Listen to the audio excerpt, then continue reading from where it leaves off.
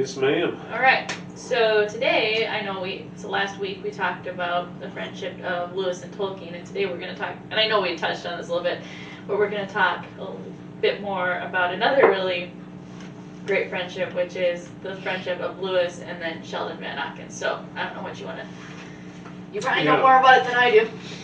Well, yeah, I mean, I was introduced to this book, A Severe Mercy, powerhouse book from 1977, I think.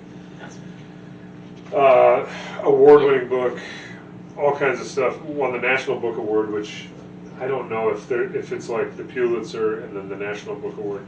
Very prestigious award, though. Mm-hmm. I think the Pulitzer is the paper. I thought it was like newspaper. The Pulitzer is for, it can be for journalism, I think, but I think it's for the best book of the year. Okay.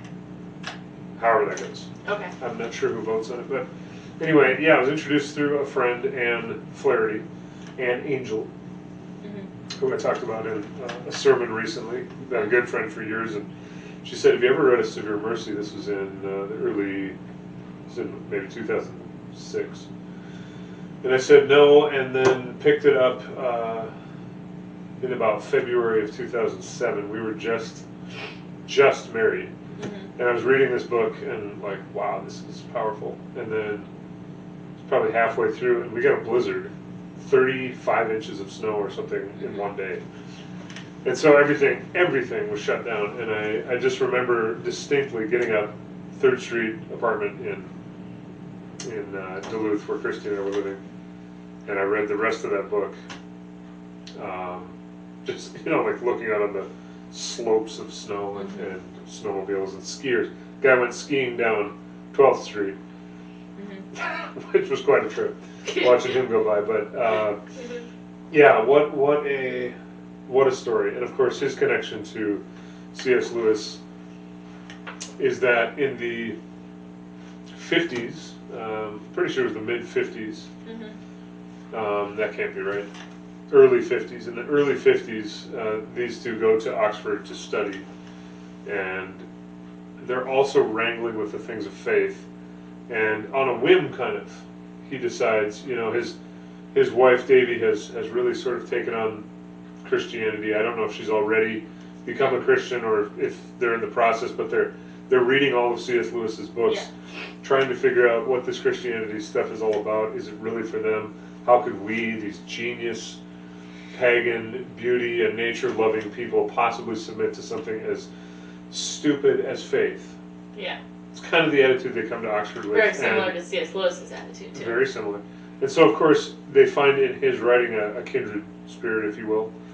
And Vanauken decides on a whim to write to C.S. Lewis, and he replies, and so they go back and forth. Then they're in the same city at the same time. They meet up, and a really great friendship forms. He may write about their friendship with more generosity than, if I was friends with somebody that famous, I'm sure I would tend to maybe embellish the friendship a little bit, but it certainly seems that he enjoys these two a lot. Yeah.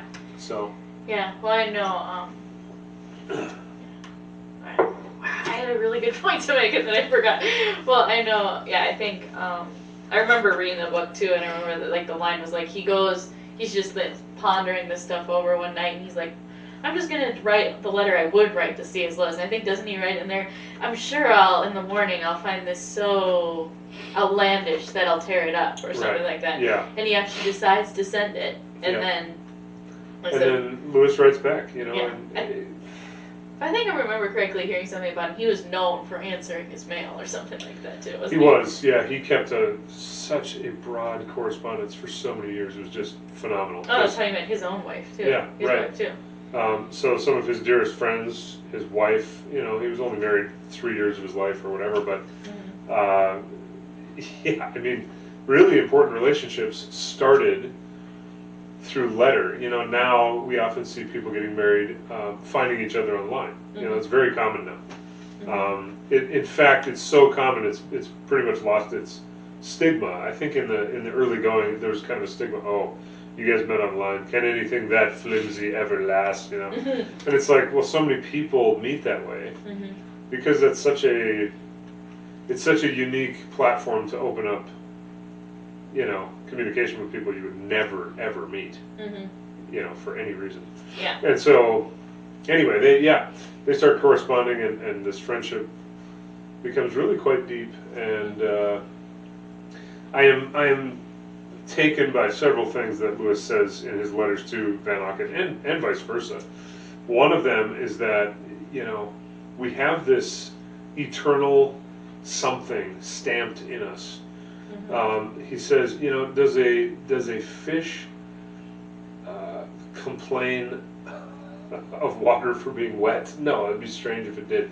It's at home there. Why do we have such a problem with time?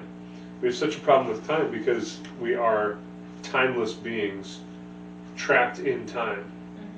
We're created for eternity. Yeah, and so he says, doesn't the very fact that there is bread, that doesn't mean that you're going to get bread, but it strongly, or no, the fact that there's hunger doesn't mean that bread exists, but it strongly suggests that there's something for which that hunger is leading to. Yeah, it doesn't mean that you're going to get bread. Yeah. So just because you believe you're made for eternity doesn't mean you're going to get it. But it certainly suggests that there's something else for which we have been created. There's so much longing in life.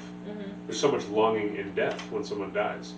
Such deep longing for something else, for something more permanent. There's another thing that he says to him in one of the early letters, and it's basically, he sums it all up and says, but the Holy Spirit, I think, has you in his trap. You're in the net. I don't think he'll get away. Yeah. Bye! It's like, yeah. Oh, and that was very disconcerting for Vanauken. Yeah, and had his wife already become a Christian at that point? I think she was already, and he was really struggling through this because they had shared everything. Now here's something they weren't sharing for the first time in their marriage. There had to be a few things, but... And I don't know, I don't remember because I've only read this book once, but I think it's almost implied, wasn't she kind of in more like, he was a full-blown atheist, and then she was kind of a little more like, I just don't know. Kind of like... Yeah, a little more agnostic. I think in Davy there was always something that resonated differently than in Sheldon. He was just the more severe of the two in everything. And I think, one of the things I picked up strongly from Will Voss's book is he was also a lot more controlling of her than he let on in the book. Yeah. And was this relationship the glorious bed of roses that he gets to paint the picture of the two of them. Yeah. And who's going to dispute it after she dies, 20 years later, in fact. And, Will Voss strongly suggests from other, writings of friends of Vanauken that, they had an unusual marriage, but part of the reason that it was unusual is that Van was so possessive, controlling at his worst. I don't think he saw it that way, but I think his friends, quite a few of his friends, saw it that way. Well, we never see our own faults. Right. Very rarely. So he's got this blind spot. And at the same time, he was probably more engaged in his marriage than, let me just say it this way. He was more committed to and engaged in his marriage than any other man I have ever encountered. Ever. And I've known some great husbands. Yeah. It wasn't all bad either. He just so desperately wanted to have this marriage be the closest, best, most complete, most, one flesh. That's what they were after. And they talk about that all the time. Yeah. So they were one flesh before they were even Christians, too. Right. Yeah, right. They had this idea, they had these Christian ideas rolling around in their lives before ever submitting to God. And, I say, dear reader, that this book, the book in general is my favorite book, but specifically the chapters on Oxford, the 2 chapters on their time in Oxford and their conversion to faith, that's what makes it for me. That's the part that I hone in on, and I'm like, man, there's so much, it's the barrier breached, followed by the Thou art the King of Glory, I think is the second one. Or Encounter with Light, that might be one of them. And in fact... I think it's Thou art the King of Glory, and then Encounter with the light, and thou art the King of Glory. So. Yeah, and then the barrier breach is back home. Back so home, yeah, I had that out of order, but Yeah. so in fact he edits. I think before this ever came out, he had written up his testimony. I could have it backwards. He might have done it after the book, but I think he had written up his conversion experience, his testimony, in a pamphlet that he called Encounter with Light. And his church, the church he went to in, was it Vicksburg, Virginia, or Lynchburg, or yeah, it was in Lynchburg. The church he went to there, Presbyterian church, I think it was, had that as a pamphlet in their lobby, like, you know, and I suppose after the book became a smash success, that was quite a cool little drawing point, like, read Vanauken's, you know, testimony, so.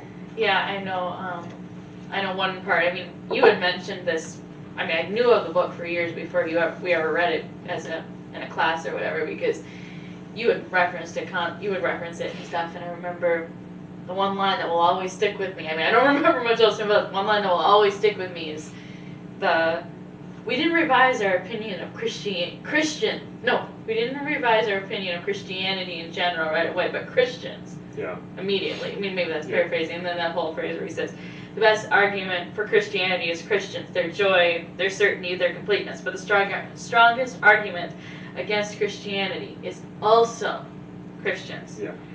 When they are somber and joyless, and when they are self-righteous and self-righteous, that hits me right between the eyes, and smug in their complacent concentration. When they are narrow and repressive, then Christianity dies 1,000 deaths. Though it isn't just to condemn some Christians for these things, perhaps after all it is not just, though very easy to condemn Christianity itself for them. Indeed, they are impressive indications that the positive quality of joy is in Christianity and possibly nowhere else. If that were certain, it would be a proof of a very high order. And I just remember being like, I think so easily, and I mean, I can still do this often, I can be like, and I'll say this for constantly, like, you know, there's a difference between like having standards and being legalistic or whatever, but I remember like saying, if I were to go out, if I was a non-Christian, if I was Sheldon Vanauken and I'd gone out in the modern day and I was out for dinner with two Christians that were trying to, you know, win me over, and we were at Applebee's or whatever, because and they said, one of them said, I'm going to have a drink, and the other laid into them. I would be turned off more by the ripping the one to shreds, you know, coming down on them with the hammer of Thor, than I'm going to have a drink from the bar. And I mean, I say that I use drinking because that's a disputable matter that is argued about, that's a hot button topic within the Pentecostal church. Yes, and you know, with somebody last week though who would be just the opposite. Yeah. They would think that, you know, already a Christian though. Yeah. But they would think that the person laying into the other one was completely justified because they're so strong against alcohol. So, you know, it's, but now with a Christian versus a non-Christian, it's a bit different. You know, you are a walking, shining example of Christ. And if that was the scenario, I would say later on to the person, maybe not a good idea. Did you have any idea what this person's experience with drinking has been? Yeah. If they or someone near to them has had problems with alcohol, it's foolish. It's foolish, at best. You know. To drink in front of them. If you don't know, the rule is always don't do it. Yeah. If you don't know, don't be a stumbling block. If you're unsure. Yeah, but I mean. But if that scenario were to happen, I mean. You can be a stumbling to me. You can be a stumbling block being a bully. You know, being so uptight. Sure. That's what I think. That's just me. And I remember, like, I just recently had the conversation, like, I'm going to be 21 or something, and my coworker was like, oh, are you going to go get a drink? And I'm like, oh, snap. Well, I'm like, you know, I don't want to open this can of worms. So I just said, no, I just know that for me it's a personal choice to avoid it because I believe that I'll end up getting drunk, and that's something I don't believe is right. Or however I worded it, and I was like, because how was me saying, no, drinking is bad, which I don't have to think, how is that helping the situation? And again, how is that representing Christ well? And it probably wouldn't, but yeah, I mean, you can fall off the you can fall off the roadway both directions. Yes. Oh, and the trick is to, walk in grace and truth. In grace and truth. And you got to have a whole lot of Jesus. Yeah. Living through you in order to do that well. And, Vanauken, man, he could be self-righteous in the extreme. That's one of his worst qualities, is his pride and self-righteousness. And, feeling like he's superior to everyone else. Like how because smart he was. The way, that he and Davy lived their lives, and because of the things they were into, and all of the music and sophisticated reading and all this stuff. And, very easy for him to fall into pride. I think once Davy became a Christian, she started to see how pride had blinded them all along. And, he says she became so domestic. Like almost overnight, she became so wifely, so and he didn't like feminine, and he didn't like it at the beginning at all. Like she submitted to him. Right, like, wait, what? He says, I would almost rather have had an argument. I wanted the feisty equal back, and she was trying to take a submissive, subservient role to me because she felt, after studying, and I mean like really studying the Word of God, that she had been in error in the way she had, lived in their relationship. And I think Vanauken, so many things appeal to me about Vanauken. Maybe because I'm kind of stuck-up, self-righteous person myself. I think of myself as smart and chic and sophisticated. It's easy to fall into these ruts, right? Yeah. But to put your pride, put your intellectualism, or your whatever it is that you think is so great about you, and you've got yourself up on a pedestal, and I see a lot of that in Van. At the same time, there's something so incredibly winsome about him, and he's just so whimsical, and so he loves poetry and sailing and books and all this stuff that I can really get on board with. I think I would have been a good friend of his, but I don't know if we would have been good for each other. It's that kind of thing. So, and Will Voss points out a lot of great stuff. As far as, here this guy writes about their marriage with rose-colored glasses. Definitely gets to spin it the way he saw it. And, Voss, like any biographer, has to try to peel back some of that. C.S. Lewis is guilty of the same thing. Seeing himself in an idealized way, I remember, it's Surprised by Joy, he just rips the school system to shreds that he was a part of. And Warney comes along later and is like... Is Surprised by Joy his kind of autobiographical? Kind of autobiographical about his early life, anyway. Okay. And Warney comes along later and is like, oh, Jack he was so down on, whatever school he went to, he couldn't see any of the good. Was he a naughty kid or something? I think he was not athletic, for one thing. In a place where athleticism was highly